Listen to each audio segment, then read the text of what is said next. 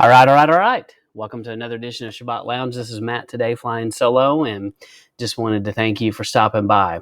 Jake and I, mostly me, I've been extremely busy, and Jake and I have not been able to collaborate as much as we'd like, and we will get back into the swing of things once I get through my busy season, and then we'll be able to go back to normal.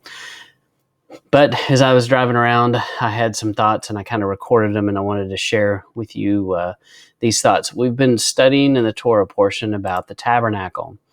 And so the tabernacle and what we had read about is being built from the inside out. This tabernacle is a reflection of our own physical heart. Just like us, the tabernacle is a movable structure covered with skin. And inside the Bible, inside the Torah, there's a lot of verbiage about the kidneys and the liver and all these detailed steps about what needs to happen to these vital organs. Details about how you're supposed to prepare the kidneys and liver for different sacrifices. Well, turns out the kidneys and liver in the ancient world represented the seat of the mind, the heart, and the emotions of a human. In essence, what the Bible is telling us to do is that we need to hold our mind, heart, and our emotions under the fire to burn them clean and get rid of the impurity. Because in Jeremiah 17:9, we know that the heart is deceitful above all things and desperately wicked. Who can know it? So we know this. We must learn to put our heart on the altar, to put it on the fire, to have it burn clean, burn away the impure thoughts, the impure rebellious ways, burn it all off. Burn away the leaven of man's teachings. This is the work of what's supposed to be happening inside of our holy temple. It's what we represent. We are the fleshly covered tent of meeting where the Holy of Holies resides. So a side note about all this is an interesting thing that we see is this concept of inherited memories. And you can find this study. I know nothing about this person. I can't endorse this person. There's all kinds of weird things I realize. But it's not hard in a few searches on the internet to find some things about human memory and a concept. And I found this article. This one comes from Boston University. Someone wrote it. It is listed as an article or an opinion, but talking about how the brain is not the only place to store memories. Well, the reason science got to this conclusion is because many transplant people that receive the transplants would describe to their families memories that never occurred. And the families would begin to hear these crazy stories coming from the person, and they're like, what is going on? That never happened in our family. And then they started talking to the families of the donor, and they realized that those were memories that donor had. And some pretty crazy accounts and things, and you can read about that. But it's interesting, that turns out that those concepts and the things that we're reading in the Torah, of course, it's rooted in something real. But I will caution you when you go down this trail, some of this stuff you're going to see from perspectives that aren't from a godly perspective. And I am no way endorsing or saying that these people that I'm referring to are. I know nothing about them. But I do understand that concept exists and that people have thought that. So anyway, so let's go back to what we're talking about. So we talked about how the heart is deceitful above all things. We must learn to burn away the impure thoughts. And so we see in the gospel accounts that Yeshua washes the people's feet at Passover. And the Torah talks very specifically and tells you that he is trying to teach them how to be a humble servant and be God in the flesh. That's what it says. But there's another piece to this, and he is performing a priestly duty that we read about in Exodus. In Exodus, where Moses was commanded to wash Aaron and his son, preparing them for their ministry as a priest. In Exodus 40:31 through 33, it says, "And Moses and Aaron and his sons washed their hands and their feet, and they went into the tent of the congregation." And notice, congregation, it's there, and they came into the altar and they washed as Yahuwah commanded Moses. So you've got this concept of this washing of the feet. And so and that's there.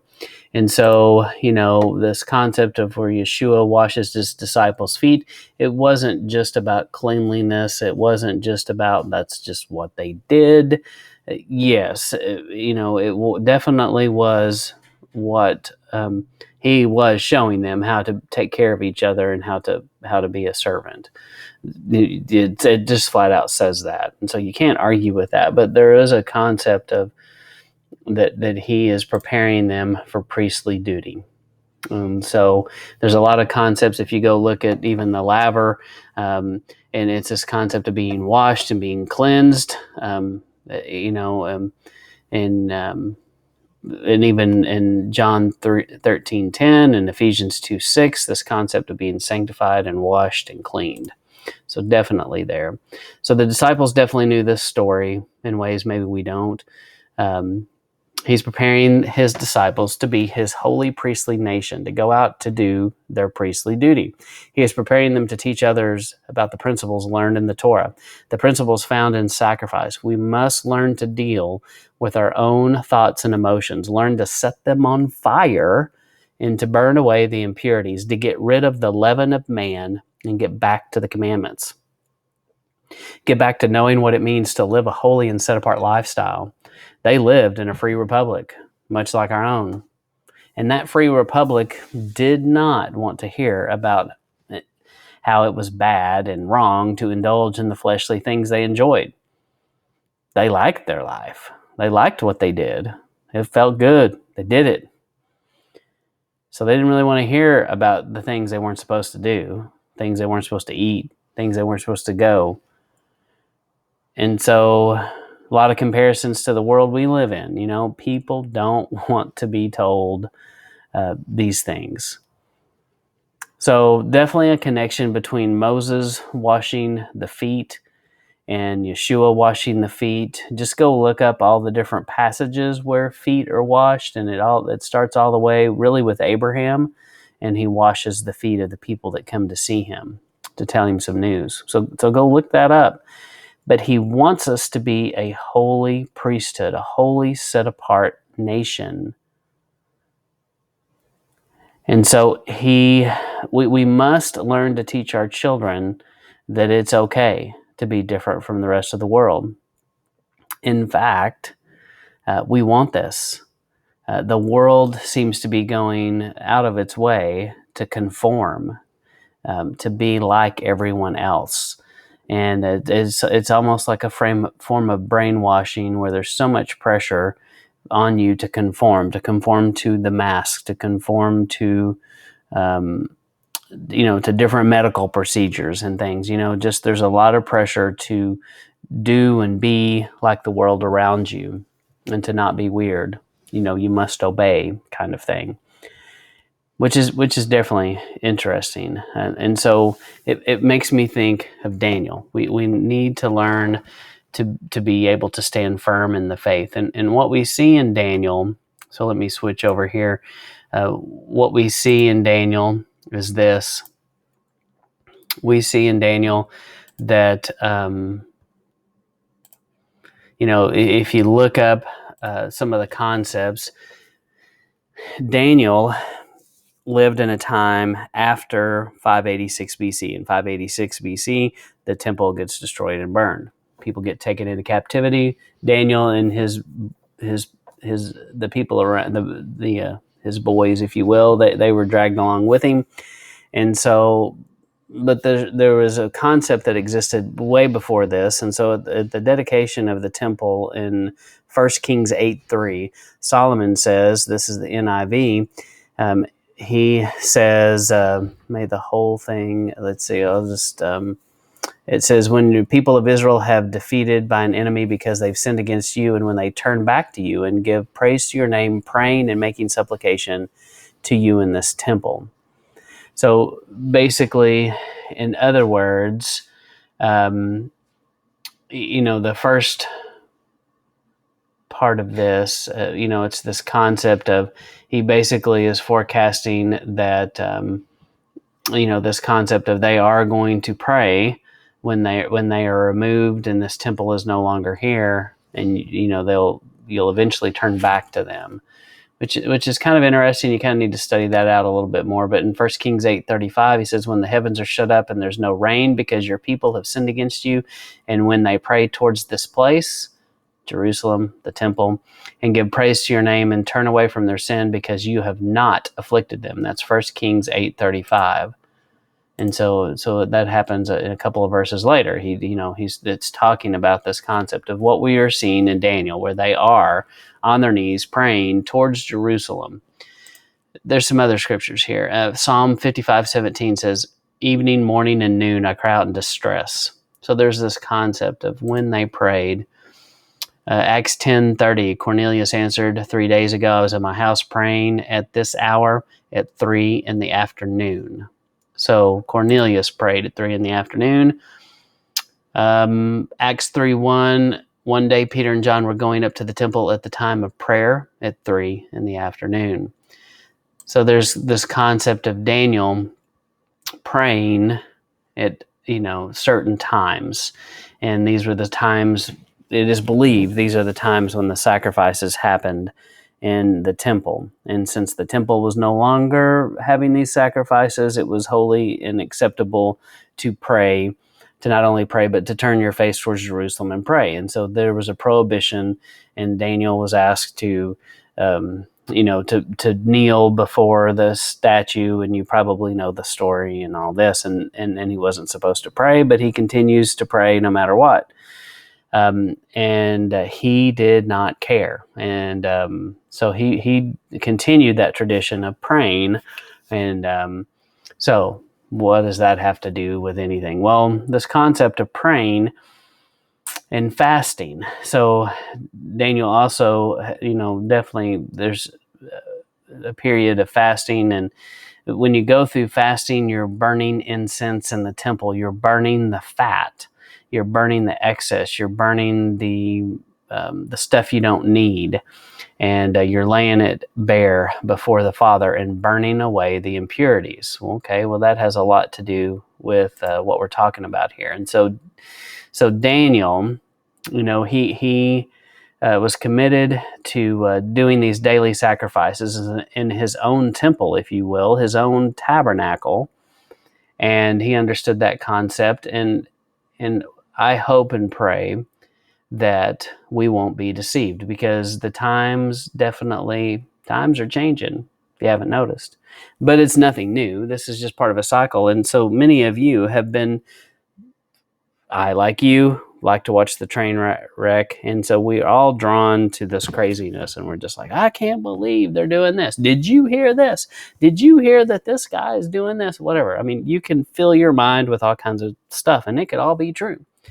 But in the end, we know this is all cyclical. The world goes through periods where there's freedom, and then there's oppression, and the Father saves the people from this oppression. So there's a remnant, and we're part of that remnant. But I pray that we're not deceived, that we can learn to be like Daniel and learn to teach our children to be like Daniel. And basically in Daniel 3:16 through 20, Daniel basically says, you know what? And you can see the text there. He's about to be, if this is a movie scene, there's a fire in the background and you can hear it roaring, and there's people in custody. There's people in authority, and clearly Daniel and his men are not in authority, and they're about to die. And it looks like all hope is lost. And there's this moment where they're standing in front of the fire, and Daniel speaks up and he says, you know what? I believe that my God can save me no matter what. And I'm also fine if he chooses not to save me. That doesn't mean he's not God. And those are such powerful words that we need to embrace, and we need to understand that Daniel was a did a lot of things right. He was a righteous young man, and a model to look at. And he did not think that he was so special that he was guaranteed that no harm would happen to him. And his faith is unbelievable, really. Standing at that moment, and he's just so confident that, you know what, it's okay. It's okay if he doesn't save me. I've got to stand. I've got to make this stand.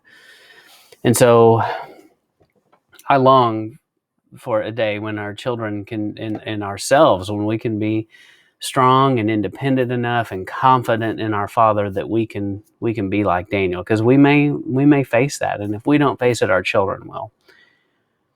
I long for the time when we have our true inheritance, a true inheritance that can't be destroyed. It can't be taken away. It cannot be taxed.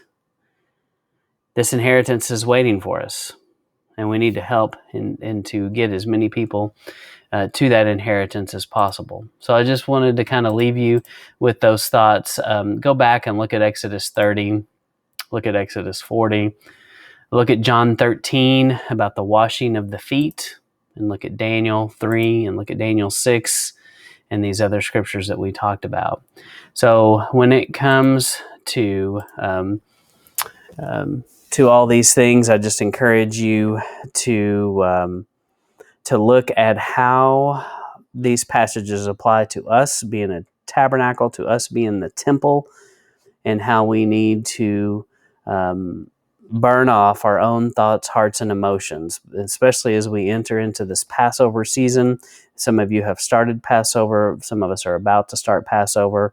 And during the period of when we get rid of all the unleavened bread in our home and get rid of the leaven of man's teachings, use this time period to help burn away the impurities, to burn away the nonsense and the garbage that we fill our hearts with, and learn to quit listening to all the garbage and conspiracy theories. And yes, the world is out to get us and mankind is evil. We know that. We don't have to fill our minds with things that we already know. Instead, we should be consumed with understanding the principles found in Torah.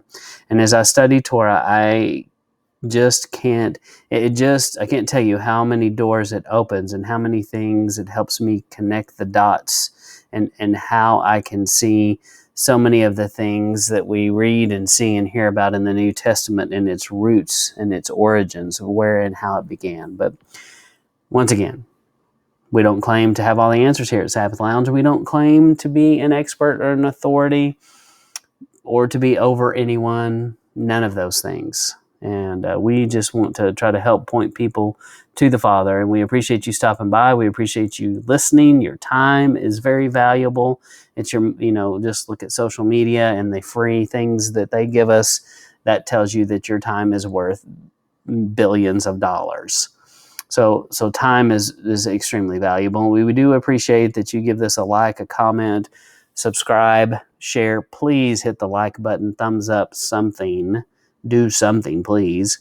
And we want to help get the word out, not because we think this is so amazing and so special, but we do feel like there's a remnant. The remnant is growing.